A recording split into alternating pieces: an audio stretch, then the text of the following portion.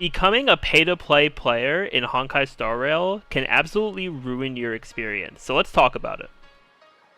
So first off, I just want to preface this by saying that, at the end of the day, depending on what you want to do with the game, it's entirely your decision to spend. As long as, you're able to comfortably do so and not create any, negative side effects from that in your life otherwise, then, if you want to, purchase some summoning currency to buy to get a character, or just purchase like the passes and whatnot. It's all your decision at the end of the day, but in this video, I really just want to go over why transitioning to becoming a pay-to-play player can absolutely do some big damage to your experience playing Honkai Star Rail. So, the first main reason for this is because of the type of game Honkai Star Rail is. It's more so meant to be a casual game, especially once you get to higher Trailblaze levels. You start to take your time when it comes to getting characters leveled up, getting their light cones leveled up, their traces, and all that kind of stuff, because you're gated for a lot of those resources based on your Trailblaze power. Because you have a max of 180, it refreshes. The entire 180 refreshes in, I believe it's 16 hours or 18 hours, something like that. And it's very different from, I know a lot of Star Rail players came from Genshin. And Genshin is definitely like a little bit more of a hardcore game, despite them using very similar systems. Just with the way Genshin's gameplay is real time, and with those kind of differences, people took Genshin, a bit more, seriously and hardcore, just in general, which is fine for that kind of game. But for Star Rail, because it's a turn-based game, the combat is very different from Genshin's. And it just ends up being a more casual game because for the late game content in Genshin, which is Spiral Abyss, you're able to... obviously, I've heard that in the most recent Spiral Abyss, it's extremely difficult and a lot of players have had trouble with it. And I might go back to Genshin at some point, maybe around when 4.0 comes out. But the big thing that is different about Honkai Star Rail when it comes to the late game content, because I'm going to pretty much directly compare Spiral Abyss in Genshin and the Forgotten Hall in Star Rail, because they are both pretty much the same concept, and they're both the final end game content in both games right now. And Forgotten Hall, when you go in, you don't really once you get to Memory of Chaos, because once you're rank 40 or so, you should be able to get through the first 15 stages of the regular Forgotten Hall. If you can't, then you build up your characters and you keep trying it, but you should be able to get through them and unlock Memory of Chaos. Once you get Memory of Chaos, it's gonna take a lot of time to be able to get Memory of Chaos done, or even just get a good amount of stars done. For me, I've had Memory of Chaos for at least a couple weeks now, if not even more than that, and I can only clear the first 4 stages. And I haven't even 3-starred most of them.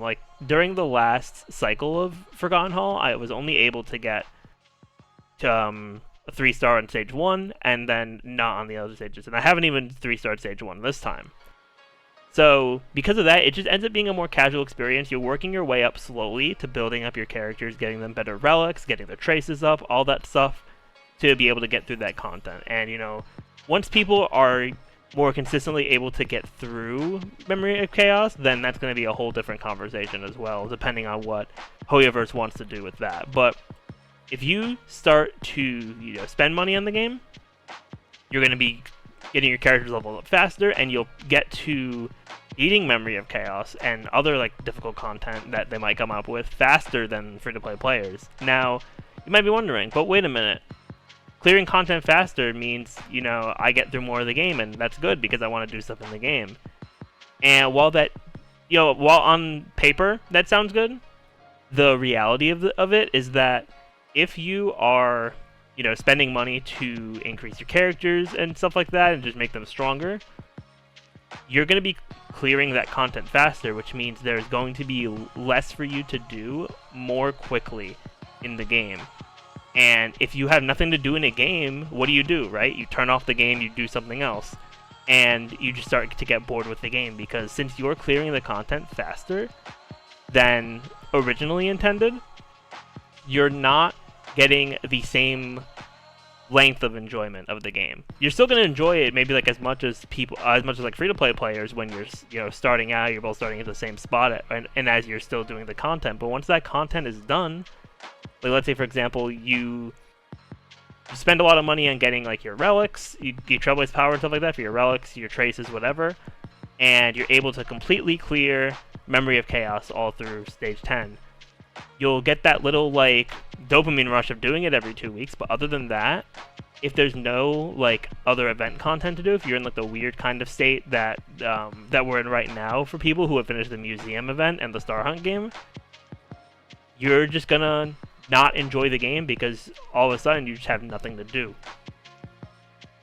And really that's the main like point of why I wanted to bring this up, because being free to play allows you, like, sure, it's going to take a lot longer to get things done, but you're going to still have that enjoyment for longer, and that's going to carry you through with all the updates, because updates happen every 6 weeks, and you're just going to be able to be slowly working on your characters, and then like, oh, the next version update's coming out, or the next main event is coming out, then I can, do that, enjoy that, which, by the way, I really enjoyed the museum event. I might even give that its own video, I'll see, but the fact of just being able to take your time and enjoy the game, I think is really good, and it's gonna be. And I think it's the reason why I've seen a lot of like more casual players who are playing Star Rail enjoy the game for longer and are still playing. Because like, I have friends that play that are all different types of like levels of casual versus like hardcore.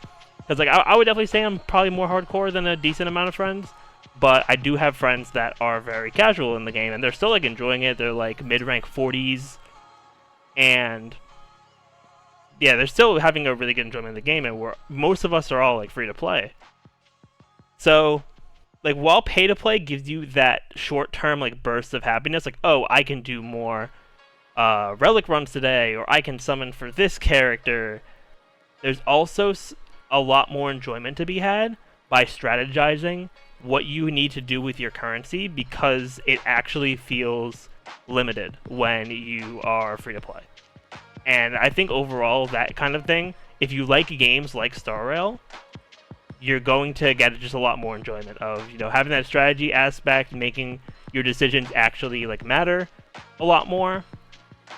But yeah, that's pretty much what I feel about being pay to play versus being free to play. I definitely think free to play is the way to go for this game. Now, different gachas are obviously different when it comes to it, which is why I wanted to preface it at the beginning talking about how if you can comfortably spend on the game and you want to, you can, because I know with other gachas that might be more challenging, or like there might be a character that comes out that you like want with all of your currency, you might not get them, but you want to get them no matter what, so you spend a little bit, like that's cool. And I just want to end off by saying that if you are someone who wants to not really like ruin their, like, I wouldn't say ruin even, but like if they want to become pay to play in some aspect, but like become a very light spender, I would say the two best things to do, because I think they give you the most long-term benefit, are the monthly pass, where you can get 2,700 Stellar Jades and then 300 of the the Orneric shards that you can convert into Stellar Jades, or the Battle Pass every version, because those are pretty small expenses realistically, because the monthly pass is $5 a month, and then the Battle Pass is $15 every 6 weeks. So yeah, it's very light spending there, and it's not something that's just like, oh, all of a sudden I'm spending all this money. It's really just like 20-ish bucks a month, depending on the different cycles. But yeah, that's really how I feel about that. I think, yeah, buying the Battle Pass and the monthly pass is definitely cool. Well, yeah, let me know what y'all think in the comments about, being free to play or being pay to play. And I'm going to be free to play for pretty much the foreseeable future. I don't see a reason for me to spend in Honkai Star Rail right now. But yeah, thank you all for watching. If you enjoyed, be sure to leave a like, comment, subscribe, all that fun stuff. And I will see you all next time.